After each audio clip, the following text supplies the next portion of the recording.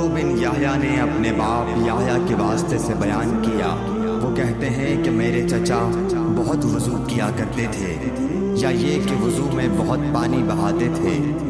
ایک دن انہوں نے عبداللہ بن زید رضی اللہ تعالیٰ عنہ سے کہا کہ مجھے بتلائیے رسول اللہ صلی اللہ علیہ وسلم کس طرح وضو کیا کرتے تھے۔ انہوں نے پانی کا ایک تشت منگوایا، اس کو پہلے اپنے ہاتھوں پر جھکایا، پھر دونوں ہاتھ 3 بار دھوئے، پھر اپنا ہاتھ تشت میں ڈال کر پانی لیا اور ایک چلو سے کلی کی اور 3 مرتبہ ناک صاف کی، پھر اپنے ہاتھوں سے ایک چلو پانی لیا اور 3 بار اپنا چہرہ دھویا، پھر کوہنیوں تک اپنے دونوں ہاتھ 2 بار دھوئے، پھر ہاتھ میں پانی لے کر اپنے سر کا مسح کیا۔ تو پہلے اپنے ہاتھ پیچھے لے گئے، پھر آگے کی طرف لائے، پھر اپنے دونوں پاؤں دھوئے اور فرمایا کہ میں نے رسول کریم صلی اللہ علیہ وسلم کو اسی طرح وضو کرتے دیکھا ہے۔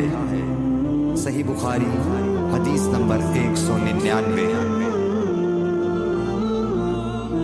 رسول کریم صلی اللہ علیہ وسلم نے پانی کا ایک برتن طلب فرمایا تو آپ کے لیے ایک چوڑے منہ کا پیالہ لایا گیا جس میں کچھ تھوڑا پانی تھا۔